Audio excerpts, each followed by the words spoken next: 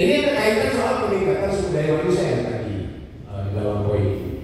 Bagaimana sumber daya manusia bisa meningkat? Perhatian pemerintah sedang ini. Tertinggi stunting di Limbangan.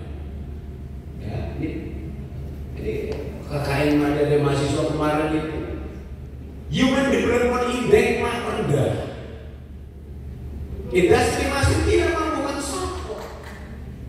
Yang ada social impact yang terjadi. Masyarakat dirugikan. Kepentingan kapitalis yang terjadi. Kami difitnah, provinsi difitnah, semua difitnah. Yang enak siapa? Mereka yang bermain. Limbangan ibarat indung yang diperkosa untuk mengikuti sebuah regulasi terkait masalah industri. Itu Cicolang. Saya sampai ketemu Sofian Jalil dan beberapa tahun lagi. Bang, ini ada problem. Karena regulasi PPMG juga berdua itu tahan bergerak tapi dipaksa. Kita bukan menolak industri. Saya juga sepakat bagaimana how to make a solution for them, atau untuk mencari solusi buat unemployment. Harapan saya kalau seandainya memang ada perubahan seperti itu, tatanan itu termasuk KLHS ini dari jauh hari. Jadi zaman dulu diperkosa dulu, sudah hamil baru dilegalkan. Kira-kira begitu. Jadi RT RW ini perkosaan dulu, setuju di industri dulu, disetujui. Ayo, alam sudah rusak, bikin regulasi yang kacau.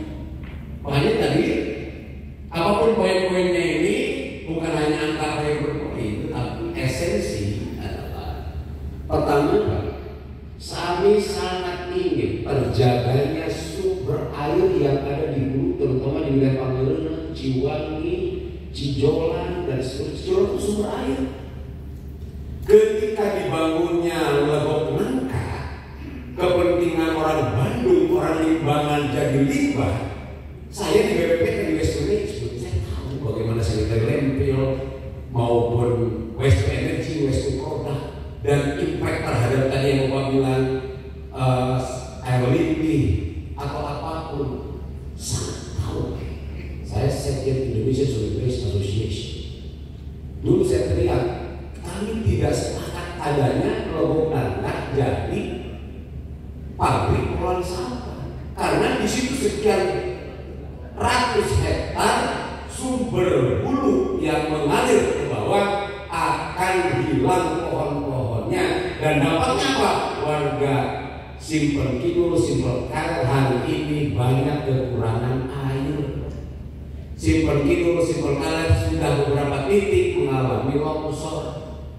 Padahal itu adalah sumber strategis untuk bagaimana keseimbangan alam jangka panjang. Lalu yang kedua, kita juga berharap ada sebuah regulasi pokok, terutama di wilayah hijau. Di Pangerena ada sumber air yang mengalir ke daerah sumber tanpa ada yang punya orang baru. Terus lalu bagaimana konversi dulu dari lahan yang Cikajang itu, Cikajang kecil yang panas bumi, karena kalau saya konversi di sana di wilayah kami itu tidak ada kejelasannya.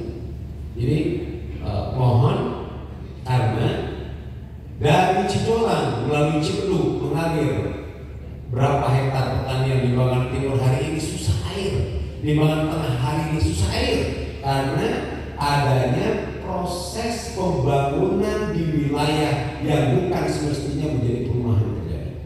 Jadi penataan wilayah, penataan di mana wilayah untuk perumahan, wilayah untuk kawasan pertanian ini perlu penataan yang lebih visible, paling tidak di tahun hingga 2050 ini tertata dengan baik.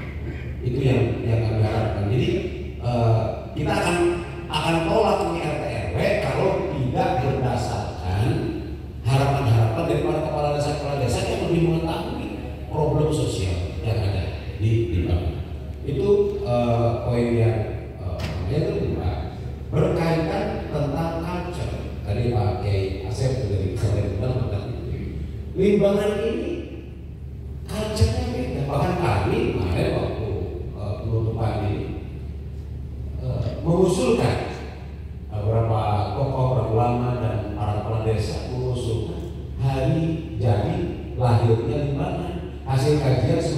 yang 500 ini ke 508 tahun. Kalau Garut ini ada dua versi yang 209 tahun, ya, itu versinya masih dimati, ada versi baru 113 tahun. Jadi diakui dan itu. Nah kali itu yang pulang dari Mamua, anggarannya yang ada. Gitu. Bagaimana Limangan bisa maju? Saya kemarin kalau bupati datang, saya nggak PWA. Kalau bupati datang, saya akan terima kasih kan.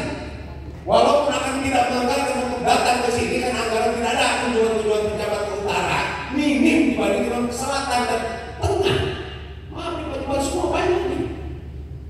Kan ada menteri aja orang Limbangan kemarin datang, ada menteri mana datang teman-teman. Janji semua SKPD semua akan datang membeli UMKM Limbangan. Tidak ada Pak. Kalau sekedar janji aja memang terjadi jangan begitu. Untuk kejadian bukti ya ketika udah menjabat lupa nih. Oleh karena itu kan mohon kiranya satu perimbangan anggaran nih. Nah, kajian lingkungan strategis itu rekomendasi penting untuk membangun sebuah regulasi ke depan, jangan sampai nanti ada impact yang tidak diketahui oleh masyarakat dan harapan-harapannya itu tidak bisa terinspirasikan. Jadi mohon kiranya pertama tadi soal sampah yang ada, pabrik sampah yang ada di Blok Nangka. Kalau perlu dulu saya dengan para warga Simpen Kidul ada itu tuh Pak Ademusna, orang Simpen Kidul. Kita akan datangi gedung sate supaya dikaji ulang paling tidak CSR-nya, apanya jelas. Ini nggak jelas dari Pemprov Jabar terkait dua desa yang harus kami jaga dari sisi lingkungannya, dari sisi kesehatannya. Kan khawatir LED itu kan Bapak tahu lah, nanti kulit rusak, jaringan otak, dan kami nggak mau nih orang-orang Limbangan jadi orang-orang idiot tapi sampah LED itu sendiri. Dan waktu di Lui Gajah terjadi ledakan metan itu kita harus kasih tahu. Dan kalau jelas misalkan sisi implementasi teknologi ya bisa dari landfill, insinerasi atau apapun itu bentuknya, waste to energy dan sebagainya. Yang jelas kami harus dilibatkan mulai dari Limbangan, jangan numpang di perbatasan Limbangan yang dimana dampaknya juga tinggi. Gitu.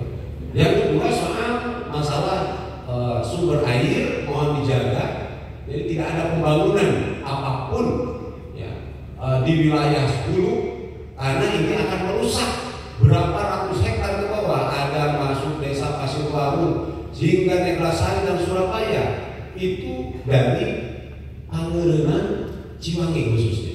Ya. Jadi kalau dua desa ini terjaga, insya Allah ratusan tahun sebelumnya sekarang dan kedepannya akan nyaman. Terus yang ketiga berkaitan dengan kawasan industri, kalau bisa di Limbangan, di wilayah Limbangan tidak ada lagi tambahan pabrik. Kalau bisa, ya, tidak ada lagi tambahan pabrik, apalagi kalau dibangun di wilayah RP2P, ya, atau setidaknya ada jaringan alur irigasi. Itu kampung, itu tidak kurang 50 hektar, itu sumber padi terbesar terbaik. Cuman pemiliknya rata-rata bukan orang Limbangan. Jadi hanya pengarah. Itu hanya wilayah yang paling bagus, paling rata di wilayah ini. Karena ada irigasi teknis. Ada PTM profile yang masuk.